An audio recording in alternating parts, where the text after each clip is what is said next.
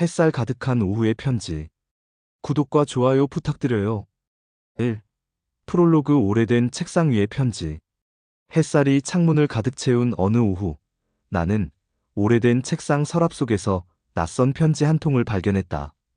봉투는 시간이 지나 바랜 아이보리색이었고, 글씨체는 또박또박하지만 어디선가 서툴고 떨린 흔적이 남아 있었다. 받는 이의 이름은 없고, 다만 앞면에 이렇게 쓰여 있었다. 햇살이 따뜻한 오후에 열어주세요. 그 문장을 보는 순간 마음 어딘가가 찌르르 떨렸다. 마치 내가 그 편지를 위해 오랫동안 기다려온 사람처럼. 나는 봉투를 조심스레 열었다. 안에는 세 장의 편지가 들어 있었고 각각의 종이 위에는 다른 시기의 이야기가 적혀 있었다. 그 순간 나는 알 수 없는 힘에 이끌려 그 편지들을 한 장씩 읽어내려가기 시작했다. 이 첫 번째 편지. 소녀의 고백. 편지의 첫 장은 오래된 만년필 잉크가 번져 있었다. 만약 이 편지를 언젠가 누군가 읽는다면 그 사람은 아마 나와 같은 마음을 가진 이일 거예요. 나는 17살 봄 햇살 가득한 교정에서 그 사람을 처음 만났습니다. 이름은 민호. 교복 셔츠가 늘 구겨져 있었지만 웃을 때만큼은 세상에서 가장 반짝였지요. 나는 그 웃음에 반해 그날부터 일기를 쓰기 시작했답니다. 말하지 못했던 마음을 이렇게 글로라도 남기고 싶었어요. 짧은 글이었지만 읽는 순간 내 심장은 괜히 빨라졌다. 마치 내가 그 소녀였던 것처럼 첫사랑의 떨림이 고스란히 전해졌다. 편지 끝에는 이렇게 적혀 있었다. 언젠가 용기를 내서 이 편지를 직접 건네고 싶어요. 하지만 그날이 오지 않는다면 누군가에게라도 다 내 마음을 알아주길 바라요. 나는 그 순간 이 편지가 단순한 기록이 아니라 누군가의 간절한 사랑 고백이라는 걸 깨달았다. 3. 두 번째 편지 놓쳐버린 인연. 두 번째 편지는 조금 더 차분하고 성숙한 문체였다. 종이는 노란빛으로 더 발해 있었고 잉크는 거의 지워져 읽기 힘들 정도였다. 20살 여름. 우리는 결국 서로에게 말하지 못한 채 다른 길로 걸어갔습니다. 민호는 대학 진학으로, 나는 집안 사정으로 취업을 선택했지요. 그의 뒷모습을 보며 수없이 부르고 싶었지만 목소리가 나오지 않았습니다. 세상에는 때라는 게 있다고들 하지요. 그때 나는 아직 너무 어렸습니다. 글을 읽는 동안 내 눈가가 저절로 젖어들었다. 편지 속 화자는 그때 고백하지 못한 자신을 평생 후회하며 살아온 듯했다. 마지막 문장은 이렇게 끝맺어 있었다. 햇살 가득한 오후마다 나는 여전히 편지를 씁니다. 그가 우연이라도 이 글을 본다면 나의 마음을 조금은 알아주기를 바라면서. 4. 세 번째 편지 마지막 고백. 세 번째 편지는 손떨림이 심하게 남아 있었다. 마치 나이가 들어 쓴 글씨 같았다. 이제는 흰머리가 많아졌고 손가락도 굳어져 펜을 잡기 힘들어졌습니다.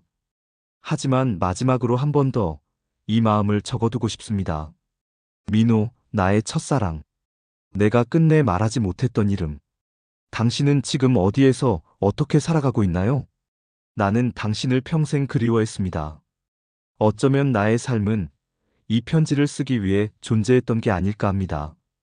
마지막 줄에는 흐릿하게 번진 글씨로 이런 문장이 적혀 있었다. 혹시라도 이 편지를 읽는 누군가가 있다면 부디 내 마음을 대신 전해주시겠어요? 햇살이 가득한 오후마다 나는 여전히 당신을 기다립니다. 나는 숨을 고르지 못한 채 편지를 내려놓았다. 마치 그 사람의 평생이 내 앞에서 흘러간 것 같았다. 반전 편지의 주인. 나는 편지를 다시 봉투에 넣고 서랍을 살펴보다 봉투 뒷면에 작은 글씨를 발견했다. 거기에는 이렇게 쓰여 있었다. 이 편지는 내 손녀가 언젠가 읽어주길 바라는 마음으로 남깁니다. 이름 이정희. 1945년생. 나는 순간 멈칫했다. 내 이름은 이정희였다. 그리고 1945년생은 바로 나의 할머니였다. 6. 진실의 오후. 숨이 막히듯 놀란 나는 급히 어머니에게 전화를 걸었다. 엄마, 혹시 할머니 젊었을 때 민호라는 분을 아셨어요? 어머니는 한동안 침묵하다가 조심스럽게 대답했다. 내 할머니 첫사랑 이름이 민호였단다. 전쟁통에 흩어지고 다시는 만나지 못했다고 들었어. 그 얘기는 평생 하지 않으셨지. 그런데 내가 어떻게 알았니? 나는 손에 쥔 편지를 바라보며 눈물이 왈칵 쏟아졌다. 할머니는 이미 몇 해 전에 세상을 떠나셨다. 하지만 그분의 첫사랑은 햇살 가득한 오후의 편지로 여전히 살아 숨쉬고 있었던 것이다. 7. 마지막 반전 편지를 받는 사람. 며칠 뒤 나는 호기심을 참지 못하고 오래된 주소록을 뒤져보았다. 할머니의 편지 봉투 안쪽에는 희미하게 쓰인 주소가 있었다. 서울시 종로구 동번지. 나는 망설이다 결국 그 주소를 찾아갔다.